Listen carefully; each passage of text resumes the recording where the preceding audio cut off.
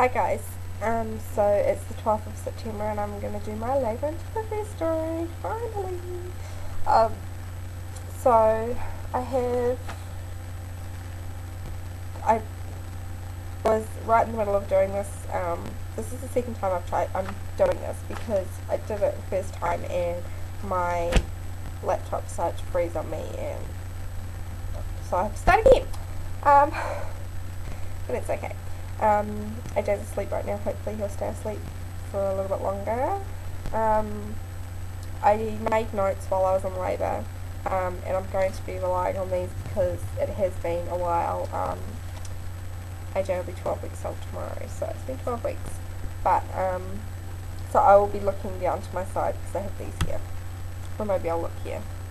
Yeah, I might look here. So I'll get right into it.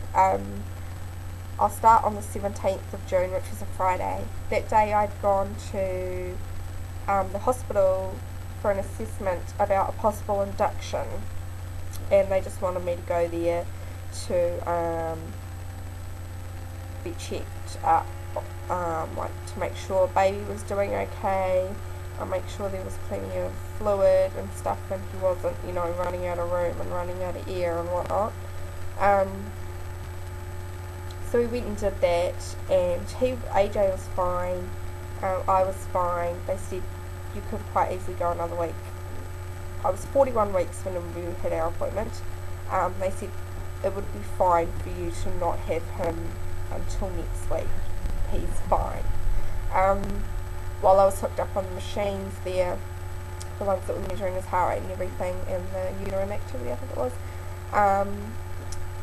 I was told that I was having Braxton Hicks contractions, and when they told me that I was having these, I realised that I'd actually been having them for a couple of weeks.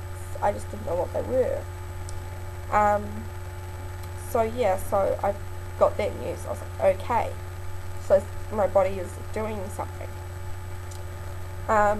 So skip ahead to Sunday the 19th.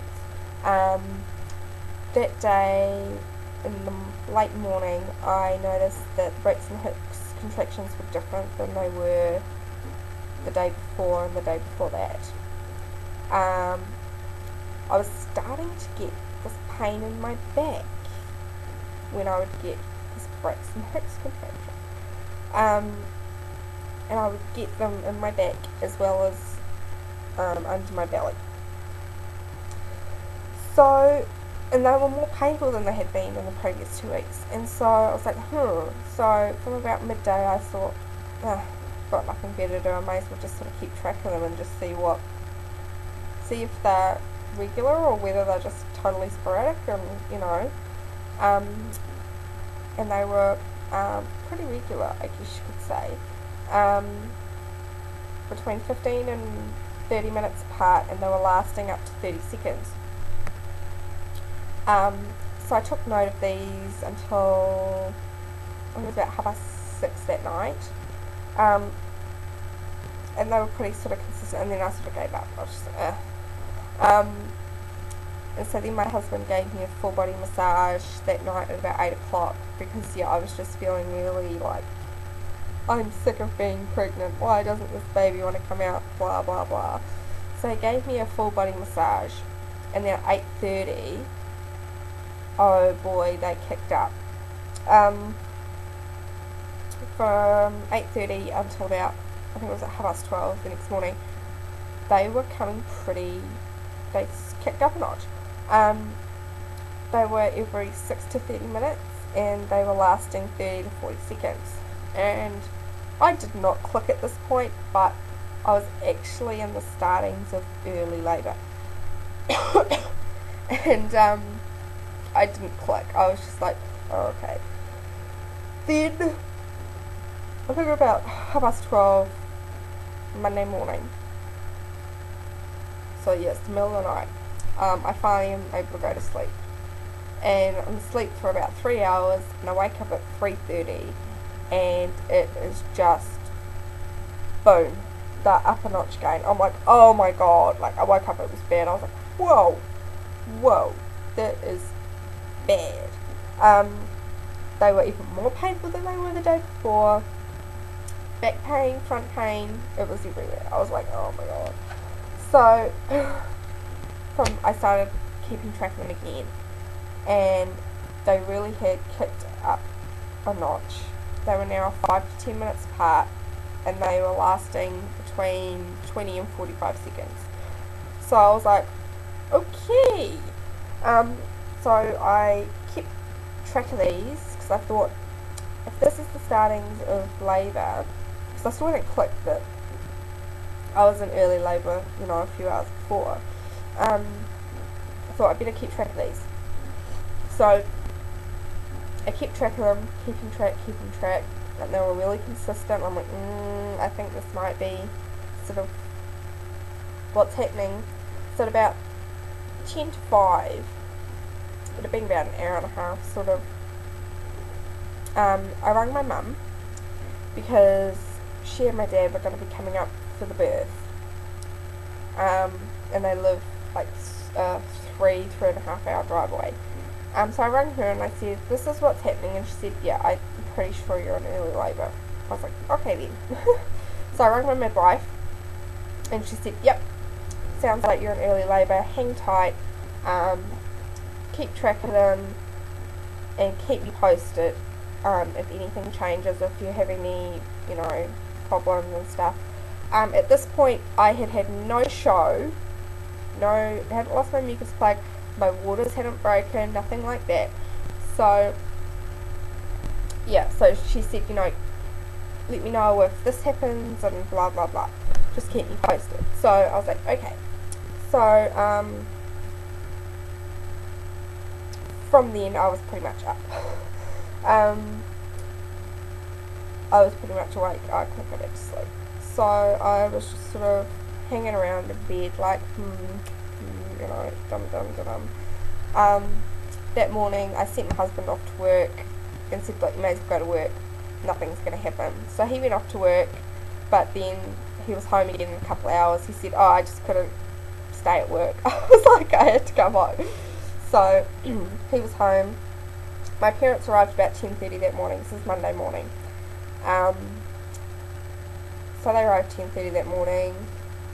Contractions are still coming 5 to 10 minutes. They're keeping really regular. So that was okay. I was able to, I could keep talking, I could keep conversation. It was just in the back of my mind that I was, having contractions. It wasn't like, oh my god, here comes contraction, I have to stop. So I was able to just sort of keep doing sort of normal things, I guess, while I was having them. They weren't, horrible at that point. They were uncomfortable, but they weren't horrible. So I was keeping myself busy, chatting with my mum, and we went for a walk, I think in the afternoon, because nothing was happening, and I was like, oh my god, this is going to take forever. And, so yeah. Oops, sorry. So then it all continued, kept going, pretty much the same thing.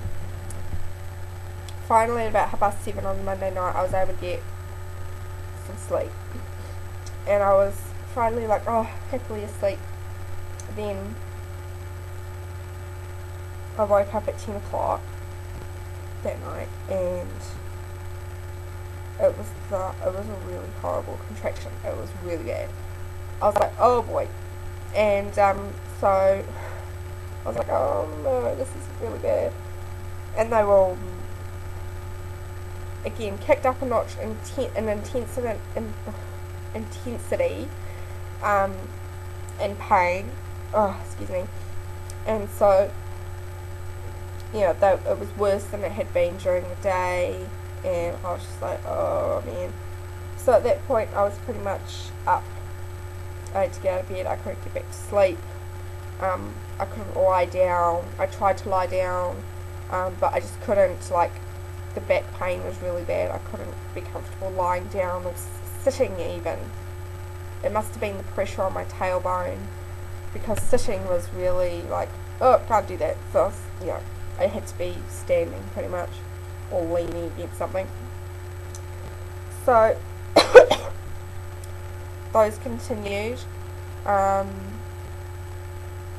Then 3:30 in the morning on Tuesday the 21st, that's when they started to change. They became 3 to 5 minutes apart, lasting over a minute. And, like, bang, like, just like, yeah. It wasn't a gradual thing, it was like, bang, 3 to 5 minutes, that's it. And I was at the point where I had to literally, when a contraction came, stop and breathe through it and like zone everything out. Whereas the previous 24 hours I could continue doing things, hand washing out, I carried on, but at this point I had to stop and concentrate. So that started at 3:30.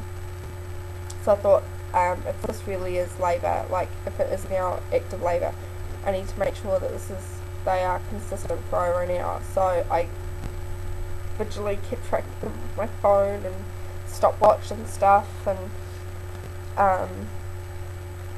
they were religiously consistent.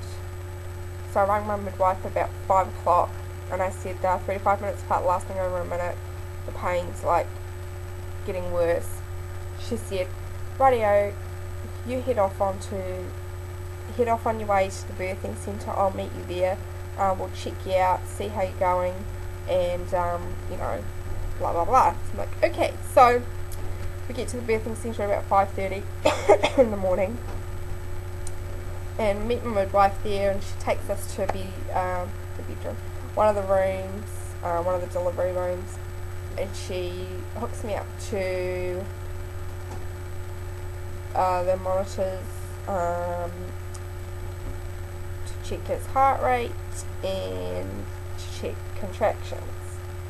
So I had to lie on the bed. Oh my god, it was horrible having to lie on the bed while I was having those contractions. I was just like, holy crap, I can't do this.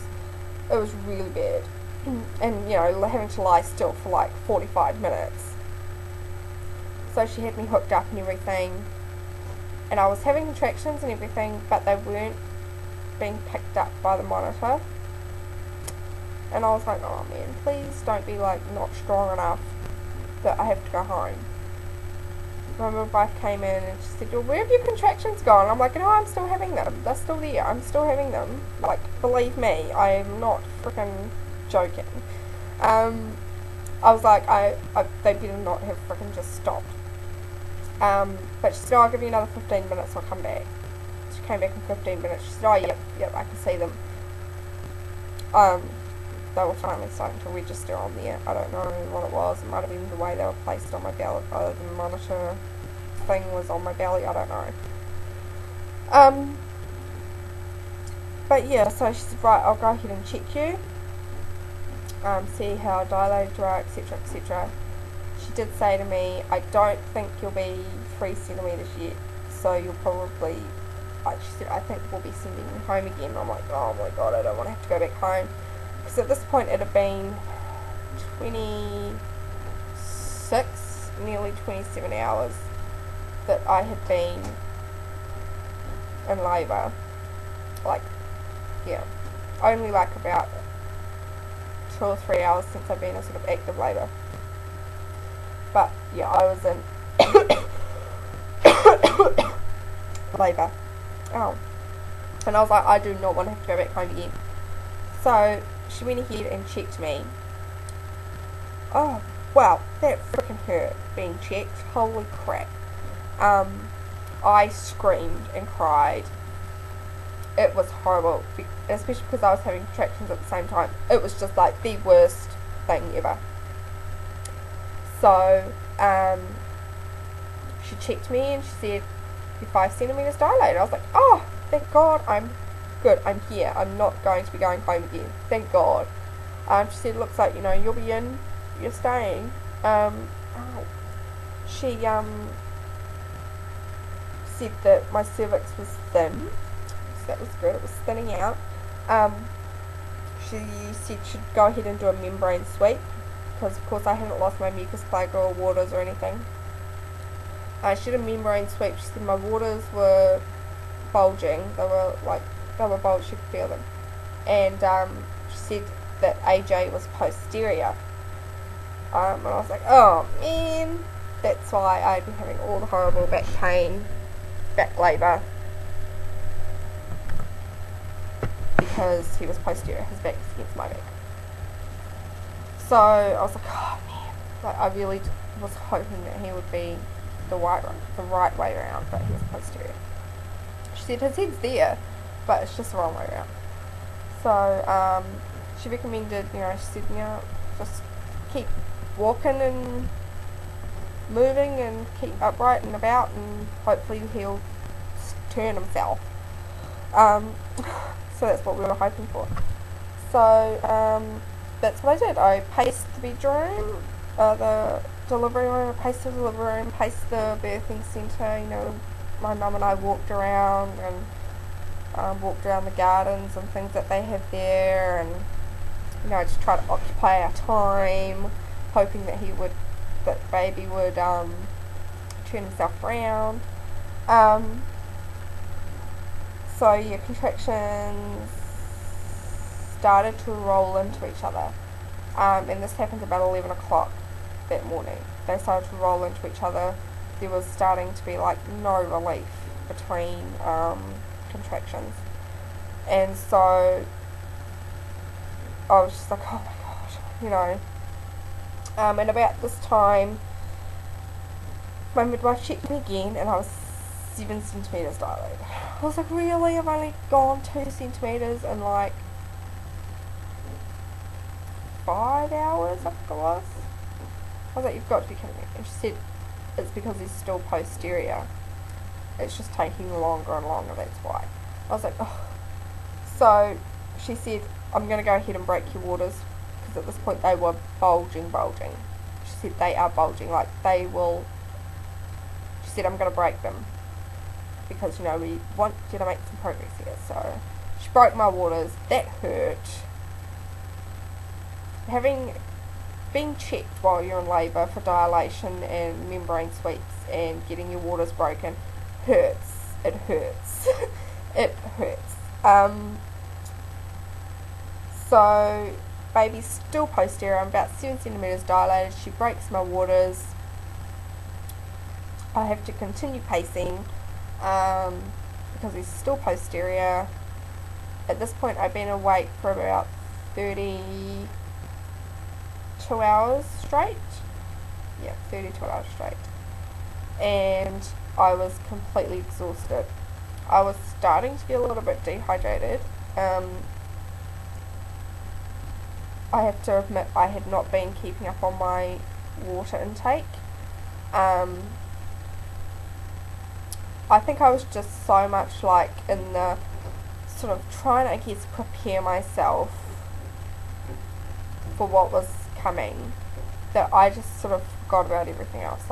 I didn't eat, I wasn't hungry, I didn't eat, and I didn't drink water. I should have kept drinking water, but I didn't. I just was like, oh my god, I just needed to concentrate on getting through these contractions that were rolling into one another. So I was really shattered, and the contractions were getting really, really, really bad now. I was having no relief. I was just like, oh my god. So my midwife, who knew my intentions were to have a natural childbirth without any pain relief if possible. I said the most pain relief I would have would be gas. I said that, I said that throughout my whole pregnancy with her, and she was, quite very supportive of that. Yeah, the pain was getting really bad. It's about 1 o'clock in the afternoon, I think. Yeah, about 1 o'clock in the afternoon. The pain is getting really, really bad. My midwife says, would you like to hop in the birth pool in some hot water and see if we can help the pain a bit, So I'm like, yes, please. She said, do you want me to get you some gas? And I was like, no, I don't want to have any pain relief. And she said, how about I just get you the gas just to have on hand in case you want it. You don't have to use it, but just to have it there in case you want it. So I was like, oh, okay, you know. So I hopped into the pool. It was like boiling hot water. So this is what happens. I'm in the pool, it's boiling hot water, I'm like sweating profusely, I'm dehydrated, my mouth is dry, and I decide to try the gas.